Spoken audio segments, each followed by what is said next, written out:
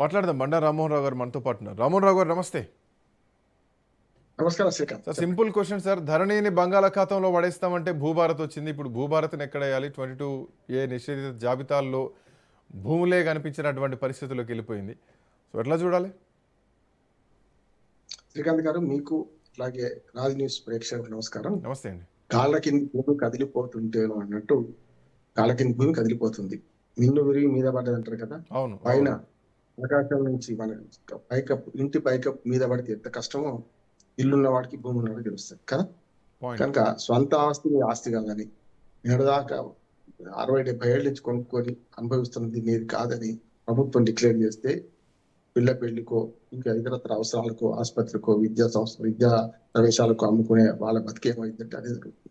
చాలా 100 ఉదాహరణలు చెప్తాను. నేను దాదాపు 3 రోజుల నుంచి నాకు కూడా ఫోన్ వస్తున్నాయి దీన్ని మాట్లాడుతుంటే. చాలా మంది ఎంత బాధపడుతున్నారో చూడొచ్చు. యాక్చువల్లీ 22A అనేది ధరణి వచ్చినప్పుడే మొదలు కాలేదు, ఇప్పుడు భూభారత్తో ముగియదు. కానీ 1908 ధరణి మన రిజిస్ట్రేషన్ చట్టం ప్రకారం ప్రభుత్వం సంబంధించిన ప్రజల ఆస్తులు, ప్రభుత్వ ఆస్తులు అంటే కమ్యూనిటీ హాల్ కానీ లేకపోతే ప్రజల ఆస్తులు, అట్లాగే సీలింగ్ భూములు, అట్లాగే దేవాలయ శాఖ భూములు, వక్ఫ్ భూములు, కోర్టు కేసులు, చెరువులు, కుంటలు, FTA ల్యాండ్స్, ఈ వాటర్ బాడీ ప్రాంతాలు కూడా ఇవన్నీ 22A కిందకి వస్తాయి. కానీ బఫర్ జోన్లు అమ్ముకుంటే దిక్కులేదు, FTAలు అమ్ముకుంటే దిక్కులేదు. ఇవన్నీ చూసిన ప్రభుత్వం ఇప్పుడు కొత్తగా UCL కింద వచ్చిన సమస్య ఇది. నేను మొత్తం అధ్యయనం చేస్తున్న అర్థమైంది శ్రీకాంత్. అంటే అర్బన్ సీలింగ్ యాక్ట్ అని గతంలో ఉండే. అవును. దానికన్నా ముందు మనకు అగ్రికల్చర్ సీలింగ్ యాక్ట్ ఉండే. అప్పుడు PV నరసింహారావు గారు మన ముఖ్యమంత్రిగా ఉన్నప్పుడు అర్బన్ సీలింగ్ యాక్ట్ అమలైంది. దేశవ్యాప్తంగా 1973లో అది వచ్చిన చాటు 75 దాకా అమలైంది. సొంతంగా PV నరసింహారావు గారి భూమి 800 ఎకరాలు సీలింగ్ సర్ప్లస్ ల్యాండ్ కింద విడిచిపెట్టారు. అట్లా అది అగ్రికల్చర్ సీలింగ్ యాక్ట్ ఉన్నది, ఇంకా ఇప్పటికి కూడా ఉన్నది. 54 ఎకరాల కంటే కృషికి కానీ 26 ఎకరాల కంటే తరి కానీ ఉంచుకోవడానికి వీలు. ఒక మనిషి పేరు మీద ఒక కుటుంబం అయితే. అటువంటిది ఇప్పుడు UCL అది అర్బన్ సీలింగ్ యాక్ట్ వచ్చింది, పోయింది, రద్దయింది.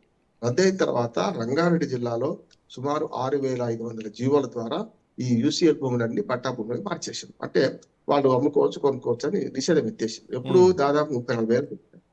అట్లానే ఇటు పక్కన మన హైదరాబాద్ జిల్లాలో 7,000 జీవోలు ఇష్యూ చేసింది గత ప్రభుత్వం, ఇప్పటిదాకా అన్ని ప్రభుత్వాలు.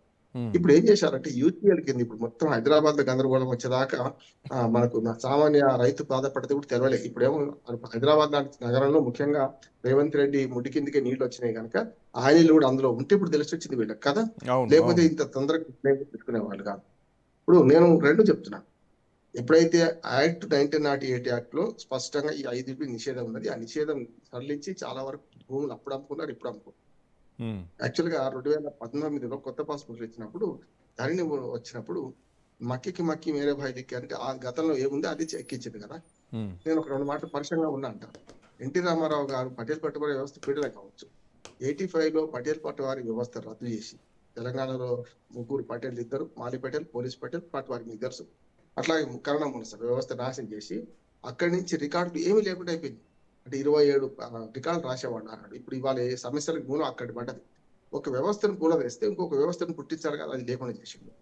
సగం చంపితే KTR గారు సగం వ్యవస్థ చంపితే KCR గారు వచ్చినాక ఆయనతో పూర్తి వ్యవస్థ చంపేసిండు. గ్రామంలో ఒక రెవెన్యూకి సంబంధించిన ఒక్క ఉద్యోగులు లేకుండా చేసిండు. అది MRO నుంచి మొదలైంది. అయితే 2018లో జరిగింది ఏంటంటే శ్రీకాంత్ గారు, కొత్త పాస్బుక్లు ఇచ్చినప్పుడు 19లో అప్పుడు ఏం చేశారంటే పాత రికార్డు ఎక్కించారు. అంటే ఏమైతుంది, గతంలో అమ్ముకున్న వాళ్ళ భూములు పట్టేదారుల పేరు మీద వచ్చినాయి, అమెరికాలో ఉన్నాడు అమ్ముకొని పోయి ఎక్కడో ఉన్నాడు, చచ్చిపోయిన వాళ్ళ పట్టేదారుల పేర్లు, ఇట్లా రకరకాలు వచ్చినాయి. అలా 22A కింద ఏమొచ్చినాయి అంటే చాలా వరకు 1 గుంటలో 10 గుంటలో ఒక సరైన మేర 100 ఎకరాలు ఉంది అనుకోండి, ఒక 10 గుంటల భూమి ప్రభుత్వం ఏదైనా కాలువ నిర్మాణంలో తీసుకుంది అనుకోండి, కథ మొత్తం 100 ఎకరాలు బ్యాన్ పెట్టేసింది. అప్పుడేమో గ్రామీణ ప్రాంతానికి ఎక్కువ జరిగింది. దాంతో ఏమైనా గ్రామీణ ప్రాంతాల ప్రజల బాధలు మన మీడియాకి తెలియలేదు, ఇక్కడ తెలియదు. నేను కూడా బాధితుడిని అంటున్నాను. కానీ అప్పుడు అధికారం ఎక్కడ ఉండే, కలెక్టర్, CCA లేదు, MROకి ఏం అధికారం లేదు, RDOకి అంతకంటే లేదు. అప్పుడు ఏం చేశాడు, రెవెన్యూ వ్యవస్థ చంపే క్రమంలో ఈ కింది వ్యవస్థలు మొత్తం నాశనం చేసి పై కేంద్రీకృత పాలన చేశాం.